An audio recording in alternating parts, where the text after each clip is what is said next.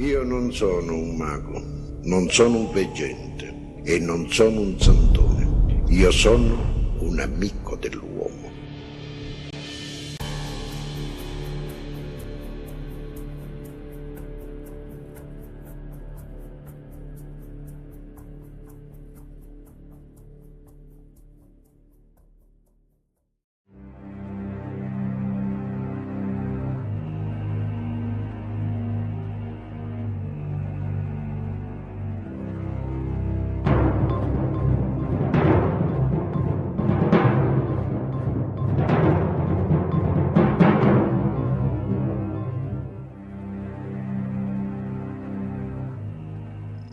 Hola gente, ¿cómo están? Bienvenidos a este nuevo programa aquí en La Matriz del Misterio.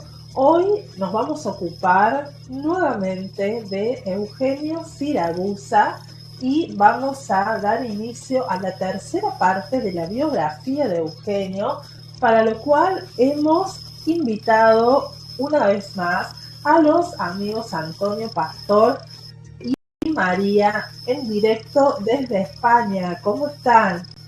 Hola, Instar. Hola, estamos perfectamente y a disposición de lo que tú quieras preguntar y felices de estar de nuevo aquí contigo y con todos tus televidentes, por decir así. Y esta tercera parte, muy esperada por la gente, que les cuento que han sido innumerables los mensajes que he recibido de personas que están esperando esta próxima parte de la biografía de Eugenio Siragusa, mucha expectativa, y les cuento a los que arrancan con este video que tenemos las dos primeras partes en el canal La Matriz del Misterio. Pueden ir, les recomiendo que las vean primero y que luego vengan a esta tercera parte, lo que fue la segunda parte, que tuvo que ver con el primer contacto físico, la información que él comenzó a recibir previa a este primer contacto acerca de sus vidas pasadas. Estos seres le encomendaron una misión a Eugenio de enviar esas misivas a estos dirigentes importantes alrededor del mundo.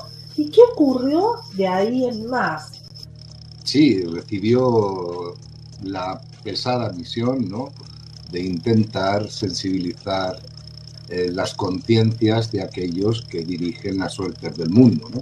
Envió una infinidad de cartas a todos los poderosos, sobre todo hablando del riesgo de seguir utilizando la energía nuclear de fisión, porque sería, digamos, la que rompe el átomo debido a la gran cantidad de radiación que emite, y Eugenio decía, haciendo tal como hacen, en lugar de crear la vida, la energía vida, lo que están creando es la energía muerte, ¿no?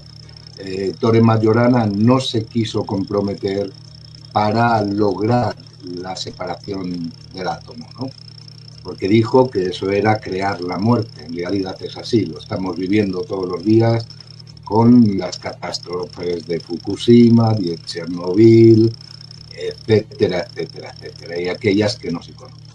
Fue un trabajo arduo, serio, responsable, que tuvo su atención por parte de pocos, pero la advertencia ahí estaba.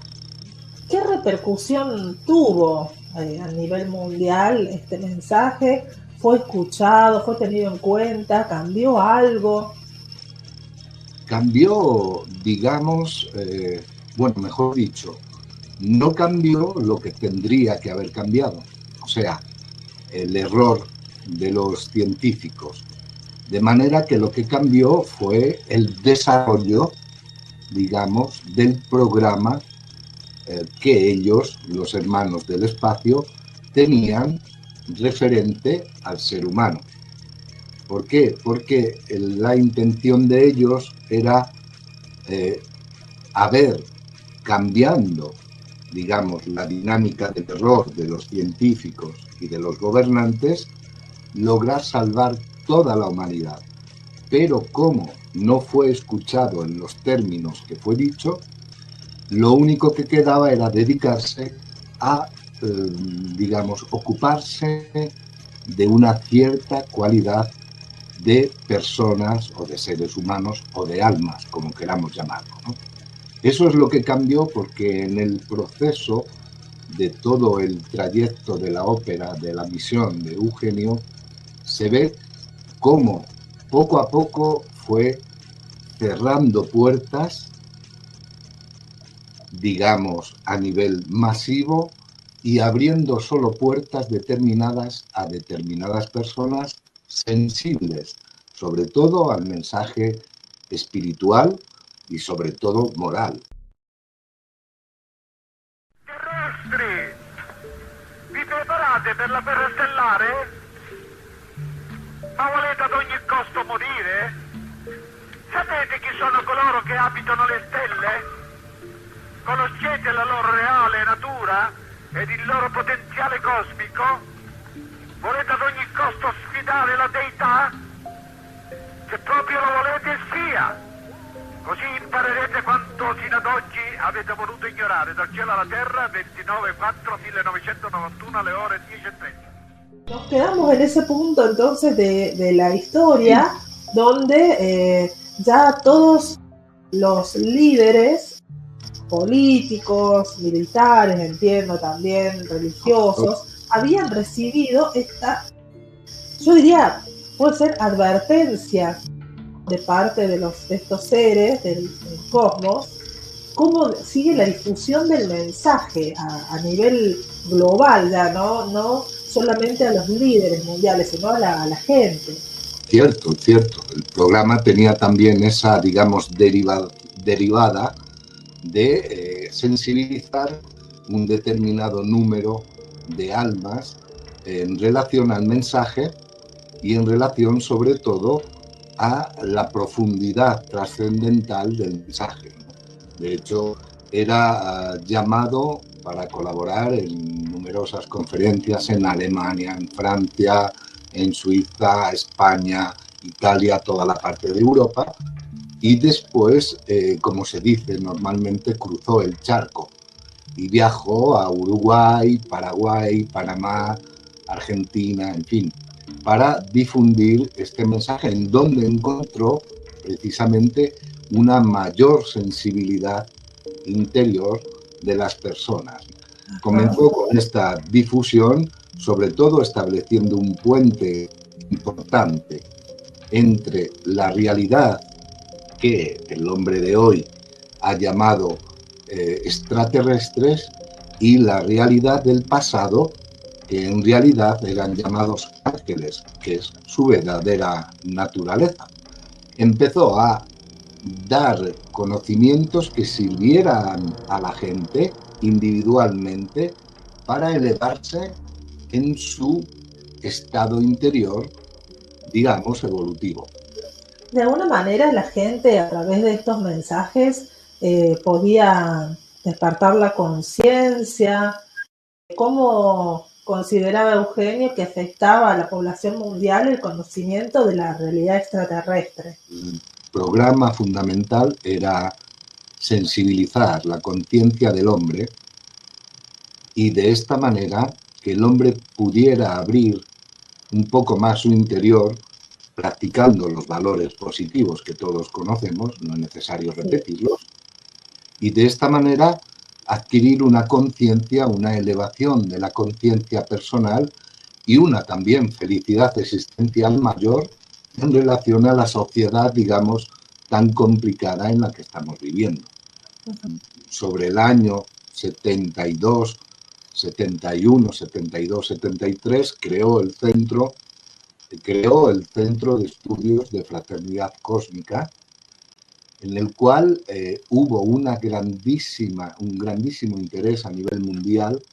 Era un boletín absolutamente gratuito, en el cual expresaba los últimos mensajes que los hermanos del cosmos le habían dado, y luego había varias secciones en las que, por ejemplo, sería este el boletín. Es el boletín, sí, que constaba de algunas páginas, siempre gratuito. Cosas grandes eran. Sí, sí, eran un folio, sí, era folio. Oh, Y en ellos explicaba los textos y luego respondía a un montón de preguntas que en el blog que hemos creado específicamente para Eugenio, en italiano y en español sobre todo, hay una sección en la que están todos los boletines que en aquella época se publicaron en castellano y que se pueden consultar porque hay preguntas y respuestas muy, muy interesantes en relación al cosmos, en relación al contacto, en relación a los hermanos del espacio, etcétera. Pero con una grandísima información, también avistamientos que hubo y que tenían trascendencia con el programa que él estaba llevando adelante. Todo esto lo que hizo fue acrecentar un gran interés en la conciencia, digamos, común de la gente, y cada vez más era las cartas que llegaban a casa. Miguela, su esposa, dice que había días en que llegaban 100, 200 cartas para luego poder responderlas, porque respondían a todos, ¿no? De esas cartas era una selección que luego se publicaban en los boletines, ¿no? Cartas de todo el mundo. Sí, sí, sí. En diversas, diferentes lenguas, idiomas. Exacto.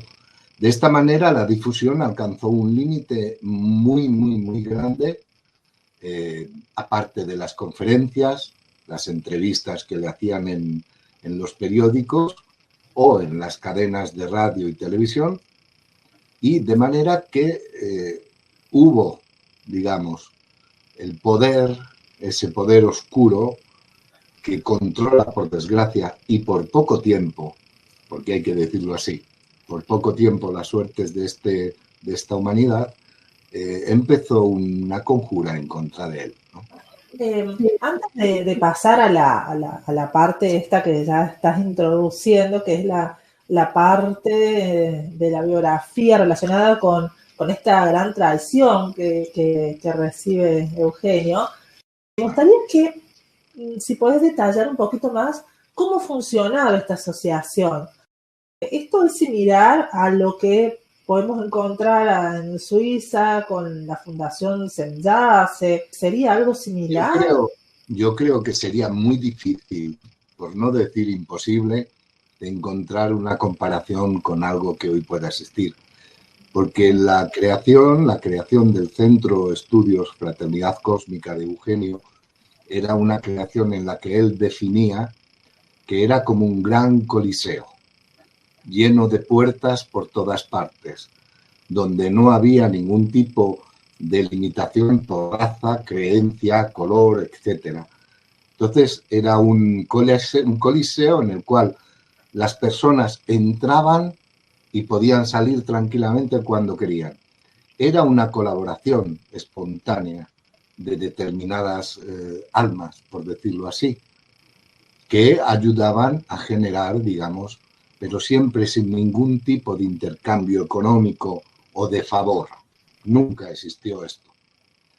Duró de manera que digo que había personas que se acercaban y luego, pues, porque no sentían afinidad, se alejaban, es lógico, ¿no? Otras permanecían y profundizaban, no solo en el hecho real, de que en aquel entonces, lógicamente, quien hablaba de UFO o de ovnis era un poco loco, ¿no? Entonces, estas personas que tenían esta fuerza interior encontraban apoyo y comprensión en, digamos, en esta especie de boletín o opúsculo que se editaba, de manera que hubo una gran, ¿no? Por decirlo así. Claro. Había diferentes delegaciones en diferentes países. Eso iba a preguntar, sí. Exacto. Claro, porque yo me imagino que donde él vive, ahí en Catania, donde él vivía, digamos que todo estaría a cargo de él, pero ¿cómo se manejaba esto en otros países o en otras ciudades? Sí, en otros países lo que había era unas delegaciones, ¿no? Pero siempre gratuitas, o sea, con los mismos fundamentos con las que Eugenio creó el centro en Italia, ¿no? De manera que no había ningún tipo de especulación o de manipulación, se daba tal como llegaba. Por ejemplo, yo también he colaborado en este sentido en una época posterior, en los años 85, entonces llegaban los boletines, se estampaban, se, digamos, grapaban con las grapas y se enviaban a las personas que lo habían solicitado por vía postal. De esta manera, cada persona recibía los opúsculos. Si tenía preguntas o comentarios que hacer, los hacía bien a los delegados o bien directamente a Eugenio y a Miguela, que normalmente escribían lógicamente a Italia, que en aquel entonces la actividad era mucho más, ¿cómo decir?, más frenética, ¿no? Él preparaba personas que manejaban un poco los conocimientos y que orientaban a su vez las inquietudes de los demás. Cierto, había una especie de, ¿cómo decir?, ayuda interior, ¿no?, por parte de los hermanos del espacio hacia determinadas almas más sensibles, ¿no? Espontáneamente estas almas se ponían a disposición para ayudar, ¿no? Y en este modo es como se creó, digamos, esta red absolutamente altruista que llegaba pues a toda Latinoamérica y a toda Europa. ¿Y qué pasó con esta asociación que él finalmente decide cerrarla, terminarla? Sí. ¿Cómo se dio ese proceso? ¿Qué fue lo que pasó? Sí. Durante los primeros años fue cuando se despertó el interés de la prensa y la televisión, también de algunos escritores, como por ejemplo aquí en España Victorino del Pozo, que escribió su trilogía. Son 3 libros que seguramente le sonará a la mayor parte de los hermanos de Latinoamérica. Y también los tenemos aquí. Exacto. Ahora esto, ¿no? Perfecto. ¿El primero cuál es? Perdóname. Este. A ver. Ese. Sí. Ok. El primero es Siragusa, mensajero de los extraterrestres. Luego ese. El segundo es Siragusa, el anunciador, oscurecimiento global del planeta, es este. Y el tercero, siempre de Victorino del Pozo, es y 3, la verdad y persecución de Siragusa. Los libros están también en el blog que hemos comentado antes, de manera que la gente puede leerlos cómodamente, ¿no? Porque muy interesante. Es un blog absolutamente sin compromisos, solo está la obra de Eugenio, el que quiere consulta y el que no, nada. Los mensajes también que recibió de los hermanos del espacio, de Bodo, de O'Hara, Macredo, Adoniesis. Sin interpretación, sin nada. Esto se debe de saber, es importante, ¿no? Porque es muy, muy importante leer en los mensajes lo que nos ha sido dicho por ellos a través de Eugenio, tal y como nos han sido ofrecidos y dados. Entonces, sin interpretación, sin cambios hechos por nosotros, para que sea exacto, para que cuando se lea las personas... vale. No, en realidad es dar la confianza a la gente de que es capaz de leer y discernir por sí misma, ¿no? Porque hay muchos sitios que hablan de Eugenio, que dan la opinión, que dan si es a favor o si es en contra, o meten matices personales. Claro. Este señor Victorino del Pozo, ¿qué cercanía tuvo con Eugenio? ¿Esto fue autorizado por Eugenio? Por supuesto. A ver. Sí. Victorino del Pozo se interesó siempre por las artes esotéricas. Yo he conocido personalmente a Victorino del Pozo, ¿no? En el momento que conoció el caso de Eugenio Siragusa, se interesó profundamente, pero como periodista, porque él era uno de los periodistas más importantes en la televisión nacional española. Se interesó y él lo visitó. Visitó a Eugenio para, bueno, intentar inicialmente tener un encuentro y ver qué poder hacer, ¿no? Se llevó una gran sorpresa, porque cuando llegó a conocer a Eugenio, se presentó a Eugenio, Antonio del Pozo, soy periodista español, estoy interesado en conocer su historia. Eugenio le dijo, acompáñame. Lo acompañó al estudio, donde tenía toda la documentación, todos los mensajes, todo lo que él tenía. Le dijo, aquí está, todo a tu disposición. Dice que en ese momento se quedó impactado, ¿no? Porque Eugenio no estaba presente, lo dejó en el estudio para que él consultara, hiciera lo que él sentía de hacer, y así escribió el primer libro, que trata de las siete encarnaciones de Eugenio, ¿no? Porque conocer toda la historia de Eugenio es realmente, para él resultó apasionante. Que Eugenio jamás recibió ni un solo céntimo por la publicación de estos libros. ¿Okay? Es la especulación, ese tipo de sutil especulación, ¿no? Dame esto, dame aquello. Ya en el momento que hay un intercambio, aunque sea, figúrate, yo te ofrezco un boletín y yo te pido 1 kilo de arroz para dar ese kilo de arroz a los hambrientos. En ese momento ya existe especulación. No debe existir especulación, ninguna. Aunque sea para un fin de bien. Uh-huh. Tampoco, como ha dicho ahora Antonio, tampoco, porque es especulación. Porque como Eugenio ha dicho siempre claramente, lo ha repetido, Vale. ha dicho, la verdad no se vende y no se compra. Siempre, siempre, siempre. ¿Por qué? Porque ellos, los hermanos del espacio, cuando nos ofrecen todos los mensajes, las ayudas, todo lo que nos han ofrecido, no nos han pedido nunca nada. Y entonces nosotros, ¿por qué no debemos dar lo que hemos recibido con tanto amor justo, con tanta, no sé cómo decirlo, maravillosidad?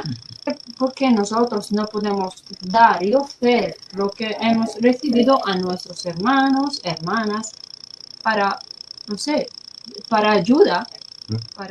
De hecho, el razonamiento que hace María es el razonamiento que muchos de esos que dicen que son contactados deberían aclarar.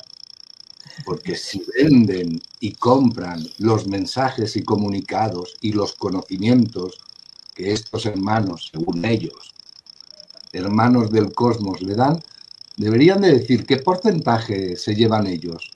¿Le han pedido algún porcentaje? Si ellos lo han dado siempre a las personas predispuestas, ¿no? Gratuitamente, ¿por qué se debe cobrar? No es justo hacerlo.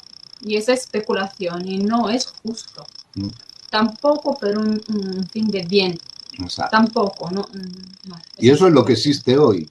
Hay tantos contactados que cobran, especulan, intercambian. Yo te doy esto, tú me das aquello, yo digo de ti de este modo y tú dices de mí de este otro, yo hablo bien de ti, tú hablas bien de mí. Sí, lo que a mí me han dicho muchas veces es que estos contactados actuales viven de esto. Entonces, que bueno, que para movilizarse, que para alquilar los lugares, que para viajar, que para pagar las cuentas, necesitan cobrar algo. Entonces, sí, ese es el tema, ¿no? Mira, te explico. Eugenio decía siempre, si el cielo quiere que tú vayas a un sitio, el cielo te abrirá las puertas. La gente no lo entendía. ¿Qué quiero decir? Te voy a explicar una cosa.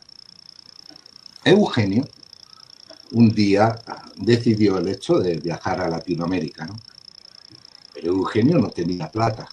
Podía haberla pedido, ¿no? Sin embargo, no fue así. Se presentó una persona y en aquel tiempo,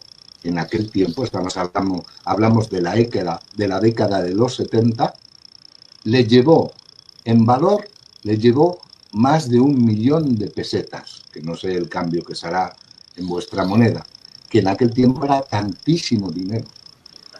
Él se quedó impactado diciendo, pero yo esto no lo puedo aceptar, no.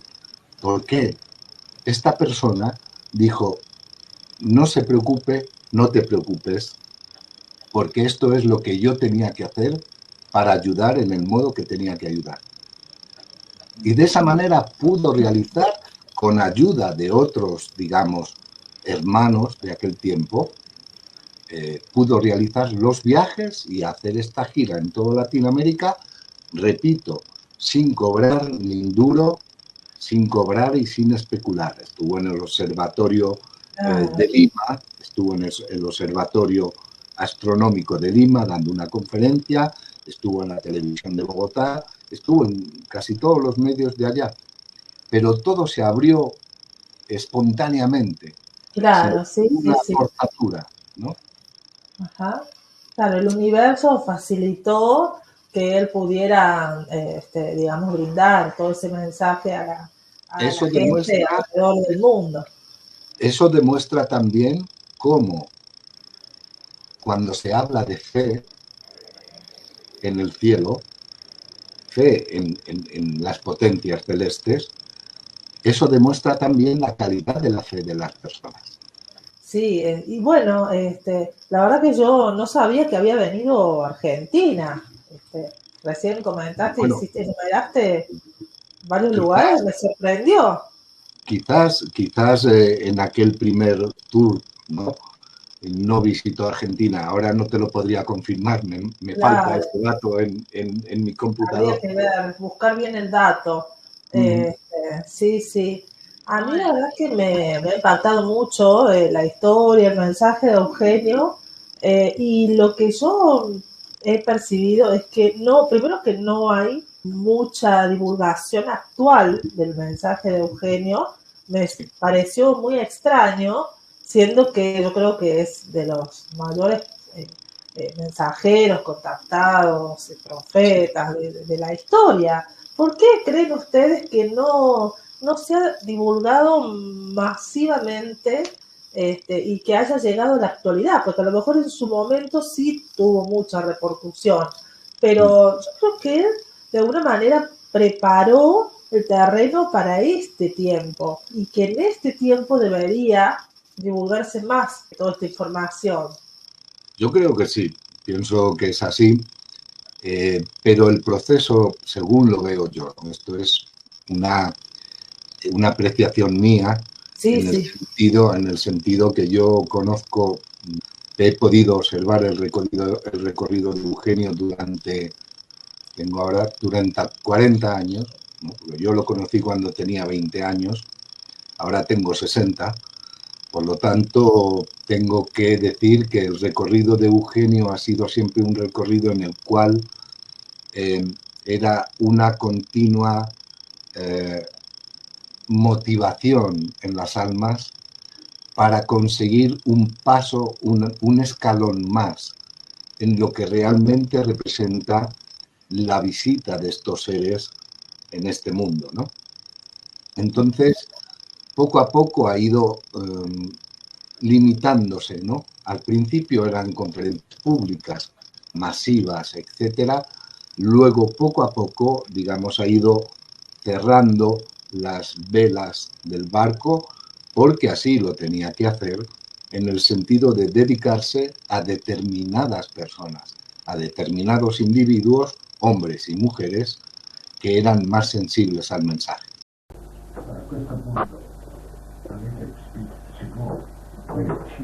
A este punto no se pueden obligar a las personas. Facciano come vogliono. Que hagan lo que quieran, que vayan donde quieran y con quien quieran. Yo ahora he cerrado las puertas.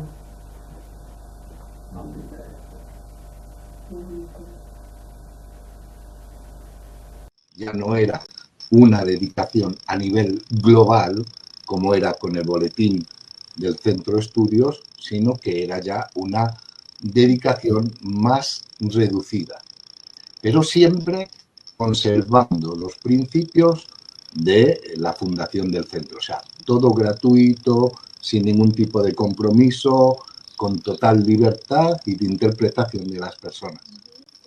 En su momento él tuvo algún tipo de amistad o vínculo, contacto con otros contactados contemporáneos, como Enrique Rincón, por ejemplo.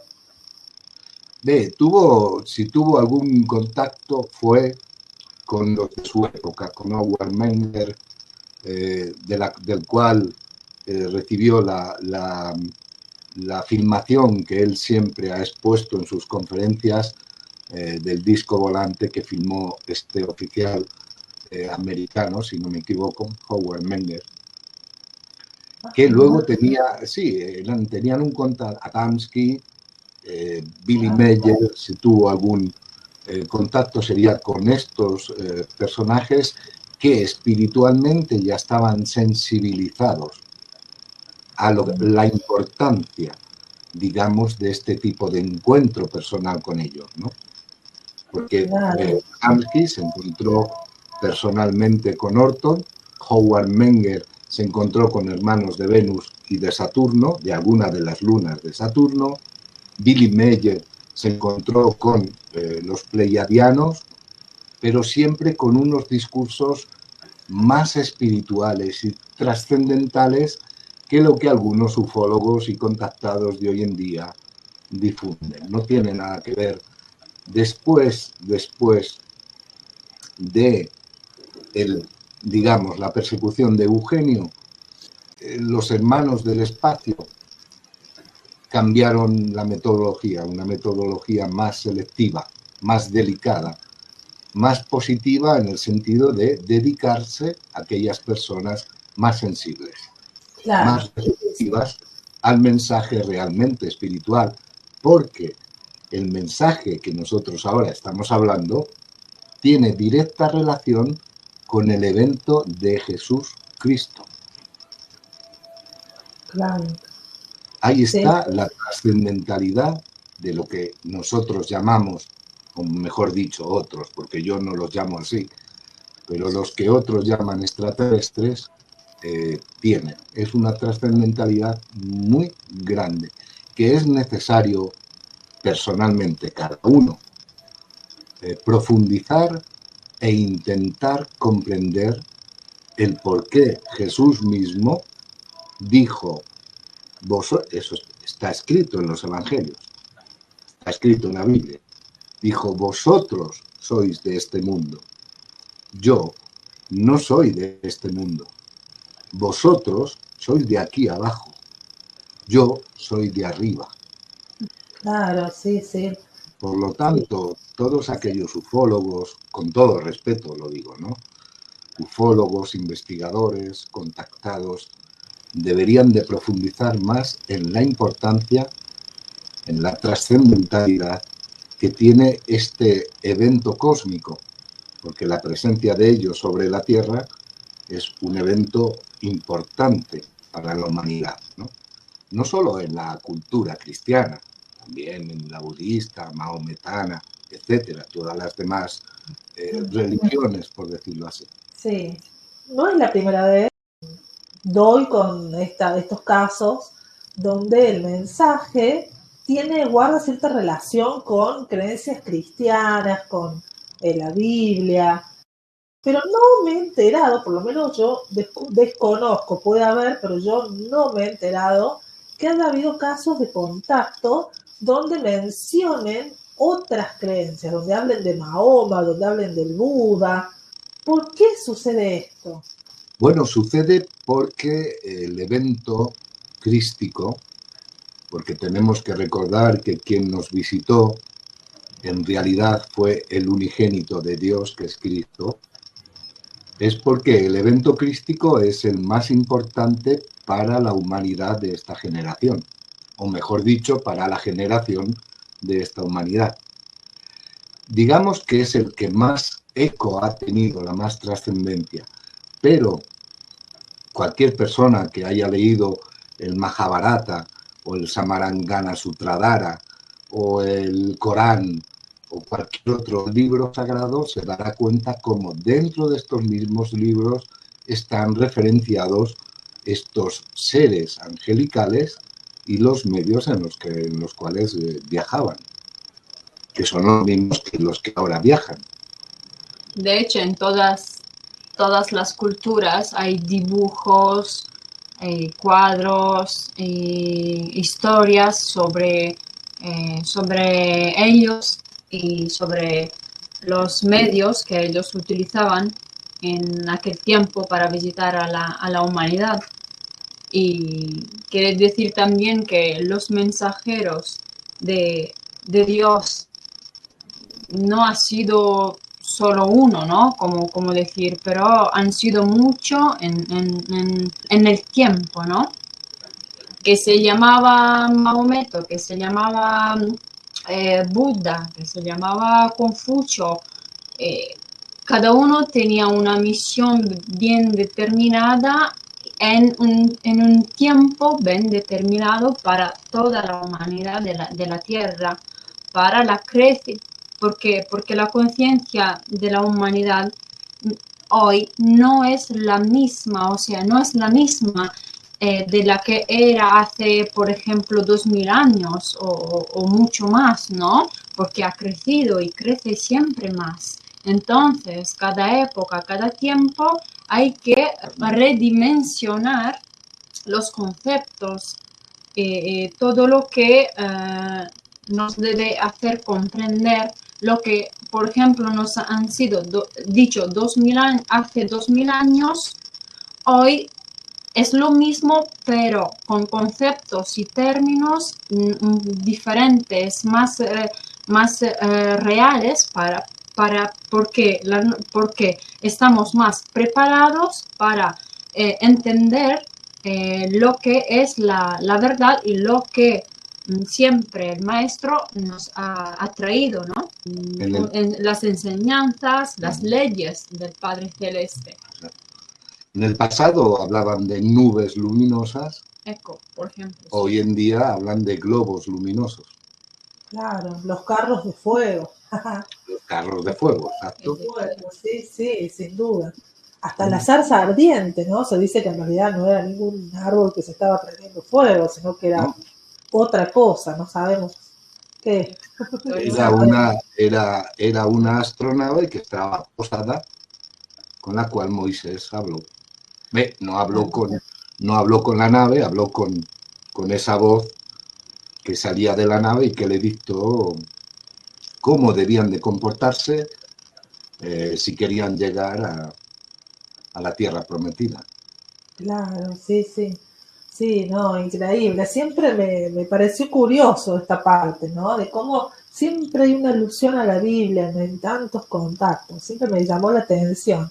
Bueno, y otra preguntita más antes ya de seguir con la historia, con el desarrollo de la historia. ¿Tiene algo que ver con estos seres que contactaron a Eugenio? El caso que se dio en una embajada creo que era de Ecuador, en Perú, donde aparece este señor que se dirige allí a la gente de la embajada, que parece ser que estuvo varios meses brindándoles conocimientos y que era el comandante de una nave, porque la descripción de este ser, la verdad que me hizo acordar mucho a la de estos seres de Ashtar Seral que se contactaron con Eugenio. ¿Pueden haber sido los mismos? No ciertamente la operatividad que ellos llevan hacia adelante desde hace miles de años es imposible para nosotros conocerla al 100%, en el sentido de que no veo extraño para nada que uno de ellos tenga la misión de hablar o de encontrarse con determinados personajes más o menos poderosos para explicarles, decirles, aconsejarles y seguramente que también por amor fraterno advertirles, ¿no? No conozco si hay una relación, no puedo afirmar que haya una relación, pero es cierto que ellos, aparte de hablarles a estas personas que nosotros llamamos contactados, aparte de hablarles a estos individuos, a estos instrumentos, tienen otro tipo de operatividad para nosotros verdaderamente muy compleja de entender, porque tenemos que entender que en todo conflicto bélico que existe en el planeta, aunque no sea, digamos, según las noticias, importante, en todo conflicto bélico están ellos presentes para evitar lo evitable. Sí, sin duda. Bueno, y vamos entonces ahora al punto cuando este mensaje, esta asociación que había fundado Eugenio, comienza a molestar, ¿no? Bueno, me gustaría que le cuentes a la gente a quién le molesta esta divulgación que estaba haciendo Eugenio Siragusa y cómo actúan estas personas. Claro, digamos que disuasores han existido siempre. En este caso, los poderes fácticos más incómodos, por decirlo así, era el poder religioso, el poder económico y el poder político. Porque veían que el mensaje de Eugenio lo que hacía era liberar a las personas de este tipo de cadenas, ¿no? De cadenas interiores, ¿no? De cadenas interiores, ¿no? Lógicamente no estaban dispuestos a que esto llegara masivamente, porque podía haber llegado masivamente a todo el planeta, pero empezaron a poner, como se suele decir, palos en las ruedas, ¿no? Y empezaron a complicar la operatividad de Eugenio, hasta el punto de que los últimos boletines ya no publicaba preguntas y respuestas, porque las preguntas y respuestas que se hacían eran comprometedoras, no eran normales, no eran abiertas, no eran sanas, no eran espontáneas.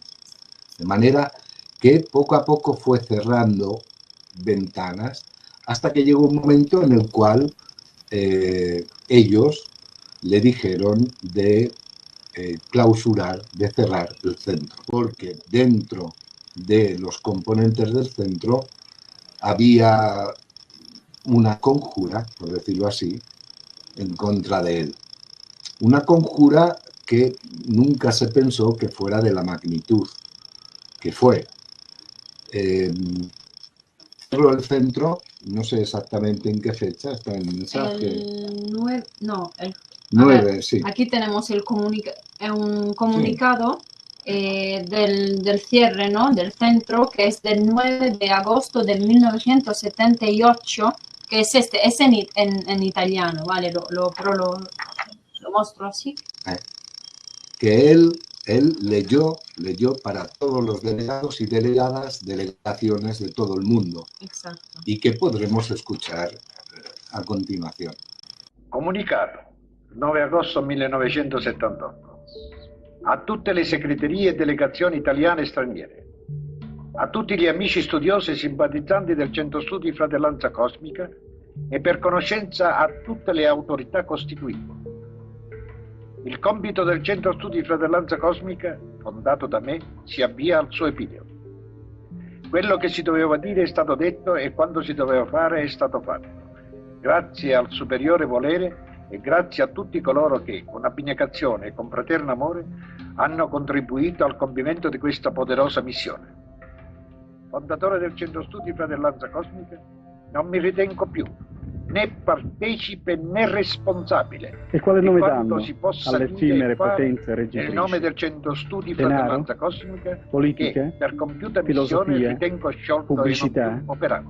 Sono Possiamo altresì sperare che tutti coloro che hanno udito ed hanno visto conservino intatta nei loro spiriti la felicità di essersi avvicinati al concerto sublime della vita e del suo reale significato nel costrutto divino.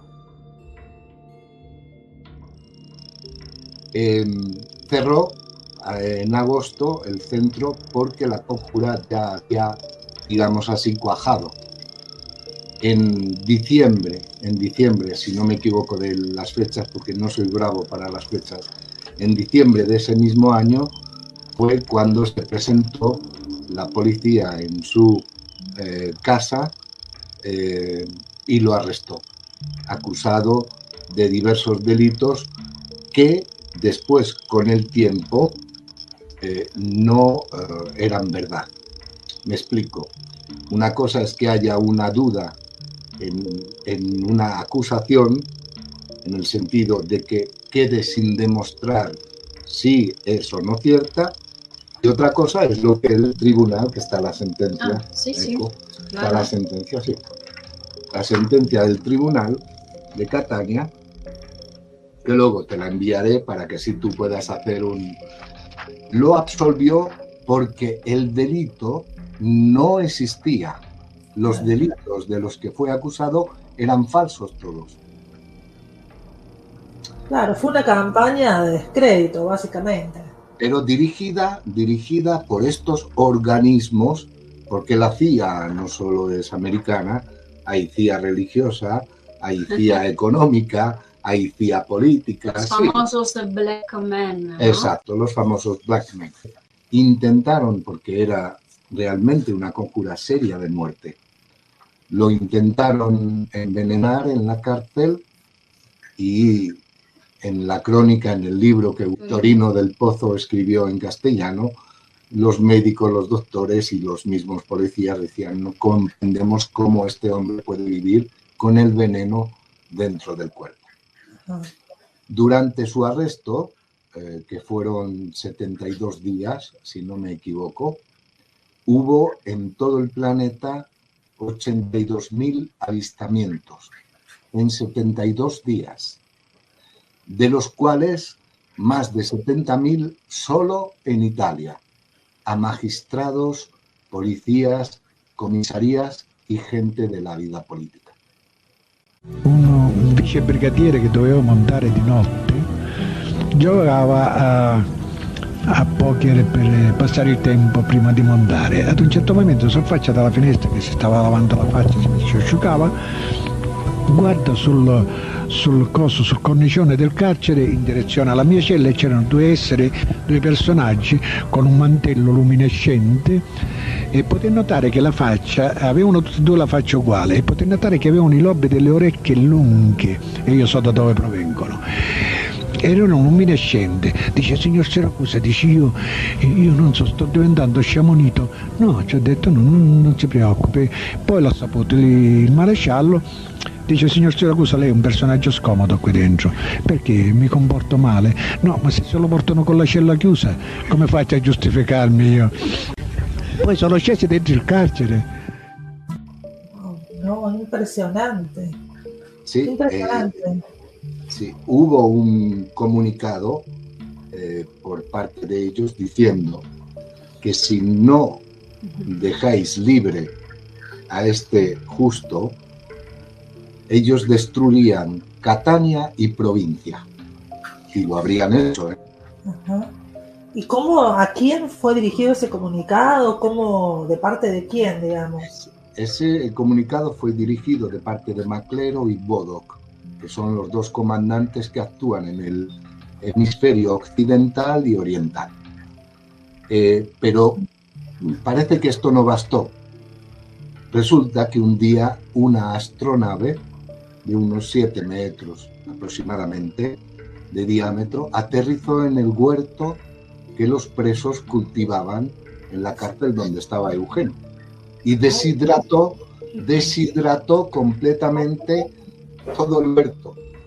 Fue visto por la policía, fue visto por muchos presos, y hay testimonios como el de los policías que vieron sobre el muro de la cárcel, vieron dos seres luminosos con una túnica larga, una especie de capa larga, blanca, luminosos con ojos de llameantes, de fuego, sí.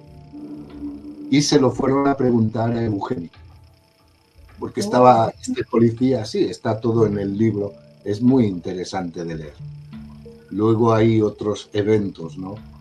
No, me imagino el susto de toda esa gente. Sí, este policía estaba cerrando el turno, estaba lavándose la cara y desde la ventana, digamos, del lavabo, vio estos dos seres que... Luego hay un dato curioso y serio, ¿no? Curioso y simpático, porque parece simpático, pero hace falta vivirlo, ¿no? Había un preso, yo siempre me acuerdo de esta historia, que Eugenio no sabía quién era, ¿no? Entonces, todas las noches la presión psicológica en la cárcel era grandísima.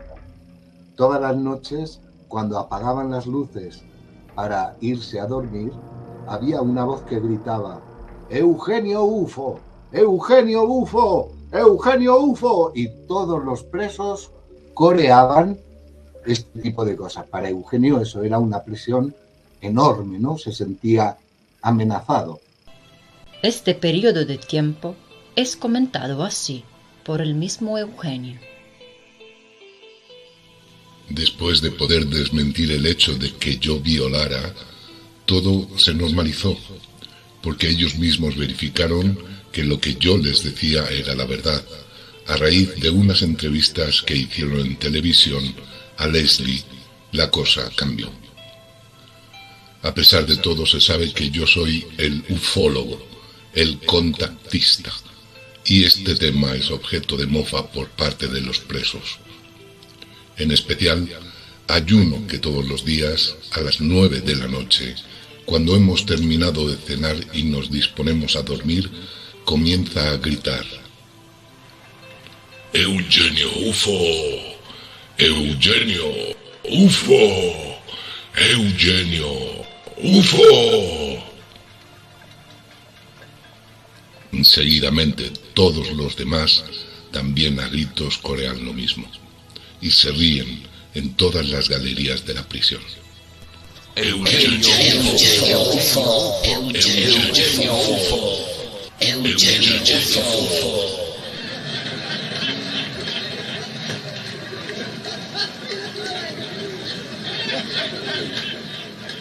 Es una presión psicológica horrible y constante. De repente, en los días subsiguientes, algo cambia. ¿Qué sucede? Eugenio tendrá la aclaración de primera mano de la misma persona. Este es el relato. El joven preso que iniciaba todas las noches estas burlas a gritos se llamaba Filippo y estaba en la misma celda que uno de los miembros de la mafia que murió de un tiro en la boca al salir de la cárcel y tenía una cadena de nightclubs en California. Una noche, después de haber oído los gritos de rigor: ¡Eugenio Ufo! ¡Eugenio Ufo! ¡Eugenio Ufo!, se despertó a las 3 de la madrugada y sintió ganas de orinar. Se levantó de la cama y, como el retrete estaba debajo de la ventana, miró por comodidad hacia afuera. Desde allí podía distinguirse el Etna. Repentinamente vio desplazarse 2 globos de luz en dirección a la cárcel y a la celda donde él mismo se encontraba. Las 2 bolas de fuego se aproximaron tanto que permaneció paralizado y al final, en un acto reflejo, se cubrió los ojos con las manos para defenderse de la enorme luminosidad que desprendían. La luz entró en la celda y la iluminó como si fuera completamente de día. Filippo sufrió un fuerte shock y, sin apartar las manos de los ojos, acertó a caer en la cama. Al día siguiente, el hecho era comentado a voz por todos los presos y lo comentaron a la hora del paseo. Filippo paseaba también, ayudado por 2 presos más, uno de ellos un amigo suyo, nacido en Acireale. Eugenio se acercò a ellos y les preguntò: Ma Filippo, cosa ti è successo? Cosa hai? El amigo que le aguantaba el brazo le fulminó con la mirada. Eugenio intentó acercarse, pero se lo impidieron. Volvió a preguntar: Filippo, cosa ti è successo?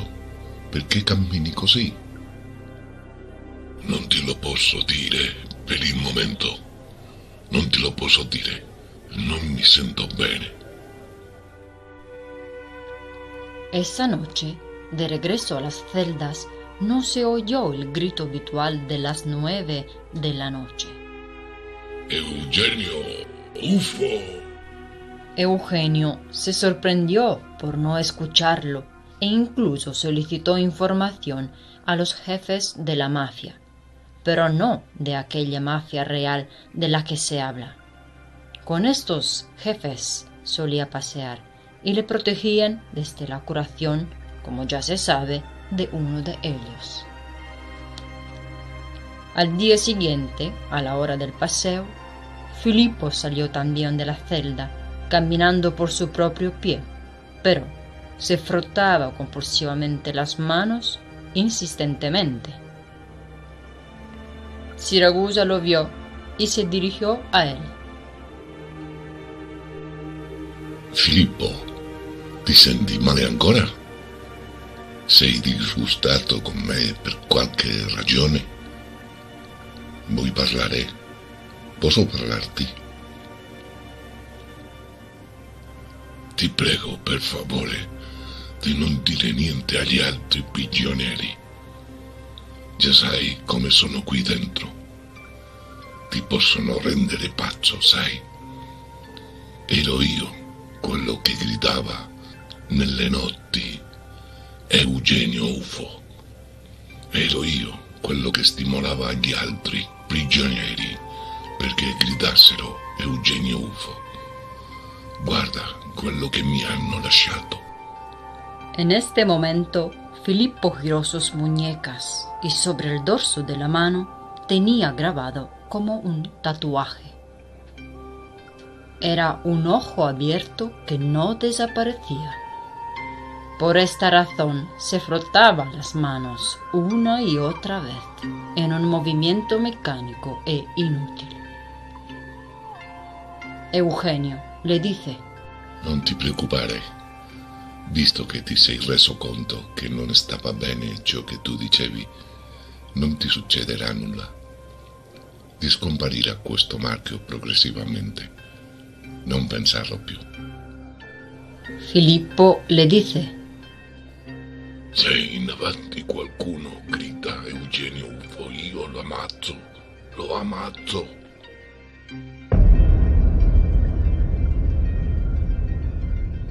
Mientras los días pasan, y a pesar de disponer ahora de una cierta tranquilidad muy relativa, Eugenio siempre está en alerta, porque las cosas del mundo son terriblemente abyectas y variables.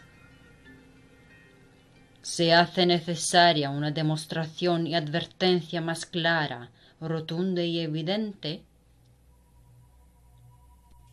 Cientos de avistamientos ocurren mientras tanto. Al poco tiempo, a los pocos días, le desapareció. Desde entonces, Filippo y Eugenio eran Ajá. No, sí. Una cosa un detalle que dijiste al pasar, que la verdad que me impresiona bastante, es como que querían envenenarlo dentro de la cárcel. Porque esto qué quiere decir, que había personas vinculadas también a estos organismos secretos, vamos a decir, o de inteligencia, que estaban infiltradas en la cárcel, hasta ese punto llegaba, digamos. Exacto. Hubo problemas serios que la gente desconoce. Por ejemplo, el primer abogado que él tuvo de defensa, el primer defensor, no hacía bien su trabajo. No entregaba las cartas que él daba para su esposa, no dirigía bien todo el proceso. Y luego, aparte, dentro de la penitenciaria estaban los médicos, ¿no? Que cuando como Eugenio estaba muy débil, como para darle un infarto, ¿no? Inyectaban inyecciones de vitaminas, pero que luego al final eran otra cosa. Oh, no. Sí, sí. Cuando Eugenio salió de la cárcel, durante su estancia en la cárcel, tuvo que ser trasladado un par de veces a urgencias, a un hospital, por su estado malísimo de salud. Temían por su vida, incluso los mismos policías y el ¿cómo se llama? El comisario, ¿no? El maresciallo, comisario de la cárcel. Y tuvo que ser trasladado con urgencia un par de veces. Luego se fue recuperando poco a poco, le quedaron secuelas, y cuando Eugenio salió ya definitivamente, en el año 79, el estado de salud salió con arresto domiciliario. O sea, no todavía quedaba todo el proceso, todo el juicio por llevar adelante, que terminó en el año 82, si no me equivoco. De hecho, sí, aquí tenemos el escrito del Tribunal de Catania, donde dicen que Eugenio, a ver, lo leo, es italiano, ¿vale? Dice, il tribunale, visto l'articolo correspondiente, assuelve Siragusa e Eugenio dal delitto attribuitogli, de los delitos atribuidos, perché il fatto non sussiste. Porque el hecho en sí no existe. Catania, 5 aprile 1982, con la firma del magistrado. Y también aquí tenemos un artículo dice, es siempre en italiano, l'ufologo dell'Etna pienamente assolto. El ufólogo dell'Etna totalmente absuelto. Non plagiava, non stuprava, non truffava. Ecco, no plagiaba, no estupraba y no engañaba, no robaba. Eran algunos de los delitos por los cuales ha sido... Hay que decir que el caso de Eugenio ocupó miles y miles de páginas en la prensa italiana. Sí. Cuando salió, apenas 2 o 3 periódicos se hicieron eco de ello. No, la prensa también, ¿no? Que, bueno, la prensa hegemónica ya sabemos cómo es, definitivamente. Qué increíble todo, qué increíble. Es decir, que él, ¿cuánto tiempo estuvo preso? Estuvo 72 días. 72 días. Y luego tuvo arresto domiciliario. Repito, sí, luego estuvo en arresto domiciliario. Claro. Repito, en esos 72 días hubo más de 82.000 avistamientos, si no me equivoco en la cifra. Sí. Sería cuestión de revisarla. Más de 82.000 avistamientos en todo el mundo. Si hacíamos una división, 82.000 entre 72 días, nos daremos cuenta de cuántos avistamientos ocurrieron cada día.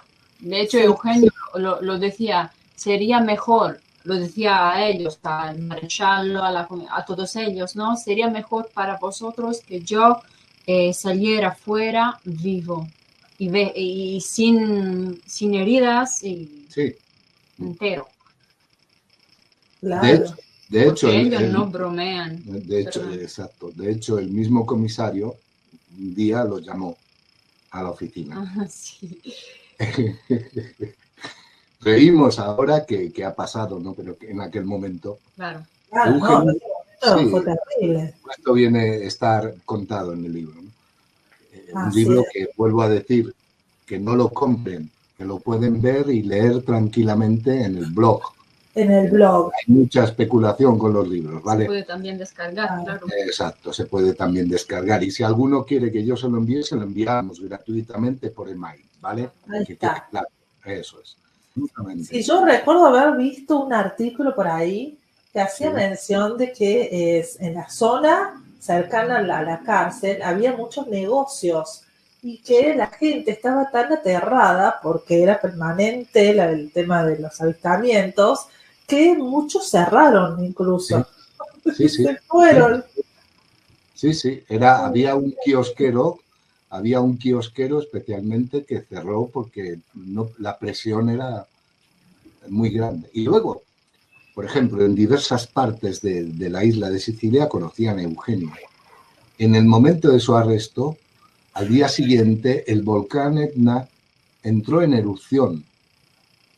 Ajá. Y en diferentes pueblecitos que rodeaban al Etna, había gente que decían que dejaran libre a Eugenio Siragusa, que si no morirían todos.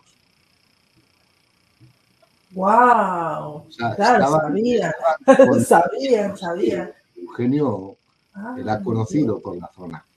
Entonces, cuando se enteraron de su arresto, dijeron, esto es debido a que lo han arrestado. Claro. Total, lo que quería comentar. El comisario lo llamó a la oficina. El policía fue a la cárcel, a la celda, el número 5 era, y lo llamó. Eugenio, el comisario quiere verte. Eugenio se preocupó seriamente, ¿no? Un día después de este suceso, el agente Tassoni pusieron sobre la celda de Eugenio 2 potentes focos dirigidos hacia su ventana, que permanecían encendidos toda la noche. Entre los oficiales y altos mandos había comenzado a generalizarse el temor que los extraterrestres vinieran y se llevaran a Siragusa de la cárcel.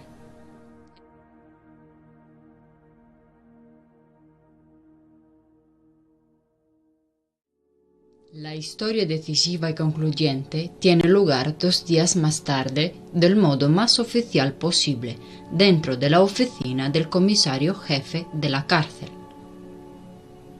El mariscal de la prisión mandó llamar a Eugenio a su presencia. Mientras lo conducían a su despacho, Eugenio iba pensando: ¿qué pasará? ¿Tal vez me van a conceder la libertad? En el despacho del mariscal estaba también el brigada y el sargento, que habían sido testigos del hecho. El mariscal preguntó directamente a Eugenio después de mandarle sentar, cosa que no se esperaba. Señor Siragusa, es usted un personaje incómodo aquí dentro. ¿Por qué? ¿Acaso me comportó mal? ¿No cumplo con las ordenanzas de la cárcel? No, por favor. Si todos los presos se portaran como usted, nosotros no seríamos necesarios. Podríamos irnos a dormir a casa tranquilamente y les daríamos a ustedes las llaves de la cárcel. Entonces, ¿por qué soy para ustedes incómodo? No lo llego a entender. Mire usted, señor Siragusa. Si se lo llevan fuera de la cárcel, con la puerta cerrada, ¿qué haremos? ¿Qué podemos decir a nuestros superiores? ¿Cómo podemos justificarnos? Escuche, señor mariscal, si ellos lo hubieran querido hacer, ya lo hubieran hecho hace tiempo. Para ellos no cuentan los muros, ni siquiera las rejas. ¿Ellos lo pueden hacer? ¿Pueden atravesar los muros? Sin ninguna dificultad. Pueden hacer eso y otras muchas cosas. En este momento, el brigada, el sargento y el mariscal comisario se pusieron a hablar en voz baja entre sí. Luego, el mariscal insistió. ¿Quiere decir que pueden entrar aquí dentro? Sí, aquí dentro. Y le digo no solo que pueden entrar, sino que han entrado y los ha visto una persona cuyo nombre no puedo dar hasta que no concluya el proceso, porque podría tener consecuencias graves. ¿Habla usted de las huellas que dejaron en el huerto hace unos días o de otro caso? Les hablo de otro día, no de ese día en que todos lo pudieron comprobar. Entonces, ¿ellos pueden entrar donde quieran? Sí, exacto. Pueden entrar en cualquier lugar. Pueden entrar en mi celda si lo desean. Realmente los 3 cargos de la cárcel estaban asustados. El mariscal le insistió por último. Se lo suplico, señor Siragusa. Si va a suceder cualquier cosa anormal, se lo agradecería que me lo comunicase antes. Termina este encuentro. No le han dado la libertad provisional ese mismo día. No obstante, queda claro que estos seres superiores no bromean y que la demostración tenía connotaciones bien definidas, claras y de grave advertencia.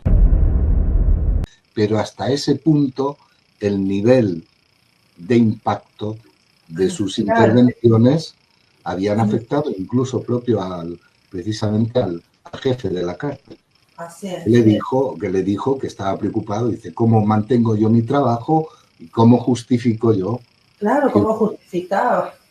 Bueno, no, es para una película realmente. Yo no sé cómo no han hecho una película con el caso de Eugenio, porque hubiera sido fantástico, que sea un documental. Vamos entonces a ya la última fase de la vida de él. ¿Cómo es la última parte de su vida y qué impacto tuvo en la partida de Eugenio? Bueno, la última parte de su vida fue la más difícil, porque para Eugenio no ha sido nunca fácil su misión. Tuvo que desconjurar muchas conjuras contra él, yo he vivido algunas, y después tuvo que darse cuenta cómo los más cercanos a él le daban la espalda. Quedaron muy pocos en torno a él, íntegros. Poco a poco, se refugió en su familia. A partir de los años 80, cuando ya fue absuelto, el Tribunal de Catania lo eximió de toda culpa, él continuó con la difusión, pero a otro nivel. Ya no oficialmente como el Centro de Estudios Fraternidad Cósmica, sino como boletines que espontáneamente la gente se comprometía a hacer y distribuir por todo el mundo, ¿no? Todavía continuaban a distribuirse por Latinoamérica, por España, por Europa, por Francia, o sea, por todas partes, ¿no?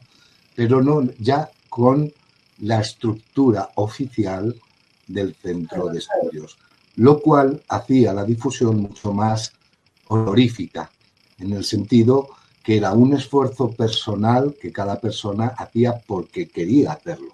Sí, continuó con la difusión de estos boletines, de estos conocimientos, y progresivamente fue cada vez más cerrando puertas, digamos, ya no públicamente, porque él efectivamente vio cómo los alfeñiques, ¿no?, de los poderes creaban revistas ufológicas, creaban grupos ufológicos que podían mejor o peor servir a la verdad, pero que siempre trataban de especular y de comerciar, ¿no?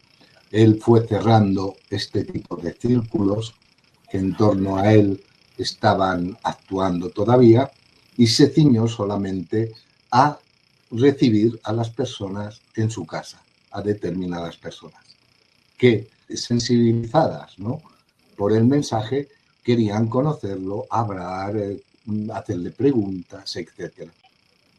Y de ahí nació una especie de dinámica, aparte de los boletines, los opúsculos totalmente gratuitos, en los cuales yo también participé en su distribución gratuita siempre, con el esfuerzo personal de cada uno de nosotros. Existió también una difusión paralela de las conversaciones, de las preguntas y respuestas, de los comentarios, muy interesantes, muy importantes, porque hablaban de todos los sentidos, de la creación del hombre, del sistema solar, de los soles, del átomo de hidrógeno, del cosmos, de problemas también personales, individuales, cómo superar ciertas limitaciones. En todo eso surgió una difusión de estas conversaciones porque se transcribían. Yo era transcriptor de estas conversaciones con las cintas de cassette, estas de antaño, ¿no?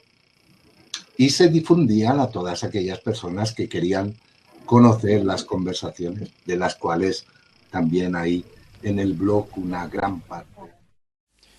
Lei è stato molto gentile a rispondere a queste mie domande. Supponiamo che io dovessi scrivere qualcosa su Eugenio Siragusa e Eugenio Siragusa ha la possibilità di dire anche in questa occasione qualcosa a questa bistrattata umanità. Che cosa direbbe in questo momento? Beh, direi di far risuscitare quello che sta per morire. Io diría de hacer resucitar lo que está por morir. L'amore verso il prossimo. El amor hacia el prójimo. La vera giustizia. La verdadera justicia. La vera pace. La verdadera paz. La vera concordia fraterna.